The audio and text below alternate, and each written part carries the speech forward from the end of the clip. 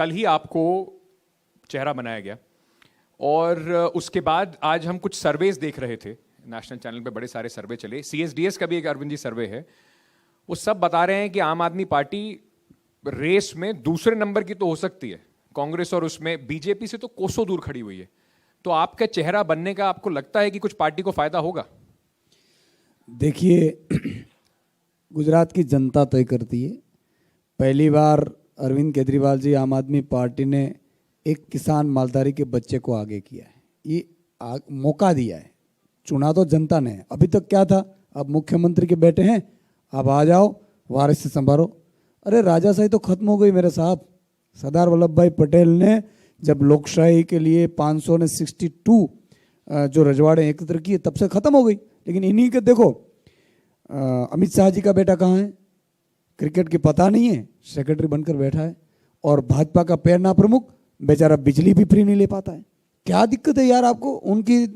तो ये सब चीज़ें अरविंद केजरीवाल जी ने, जैसे पंजाब में किया मिस कॉल नंबर, यहाँ पे भी पार्टी ने किया मिस कॉल नंबर। लाखों लोग, गुजरात की जनता जिसको भी चुने, और ये एक व्यवस्था है। मैं मुख्यमंत्री नहीं हूँ, 6.5 करोड़ जनता मुख्यमंत्री की शपथ लेगी, मैं वादा देता हूँ।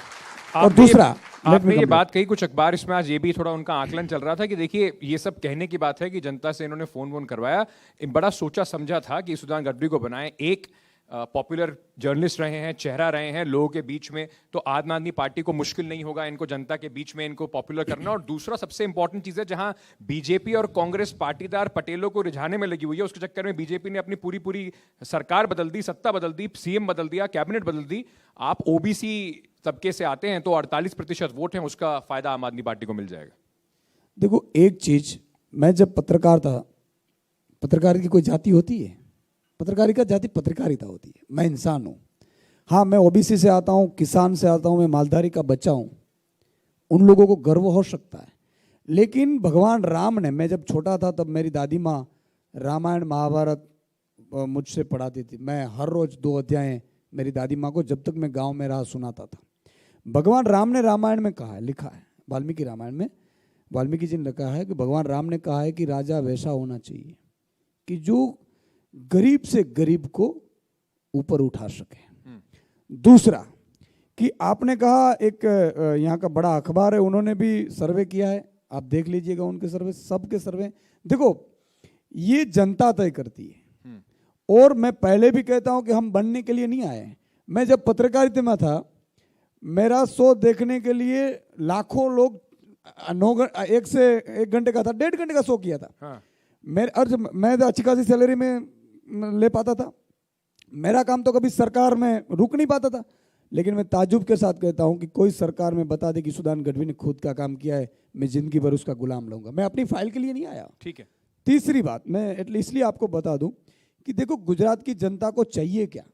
आपने कहा कि यहाँ भाजपा है, कांग्रेस इलू थी, इसलिए पिछले 8 साल में 65 कांग्रेस के बड़े नेता भाजपा में चले गए। अभी मैंने सुना है कि 35 एमएलए, रनिंग एमएलए कांग्रेस के भाजपा के साथ मीटिंग कर चुके हैं। हाँ। लेकिन भाजपा वालों ने यह कहा कि अगर आप इधर आ जाएंगे तो आम आदमी जीत जाएगी।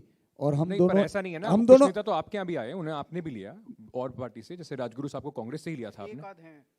मोस्टली तो बीजेपी में नहीं, एमएलए नहीं आया। एक चीज मैं एमएलए की बात कर रहा हूँ। और दूसरा आपको भी इसलिए इलू का सबूत दे दूं कि एनटीवी के लोग समझ पाए, पूरे इंडिया में देख रहे हैं।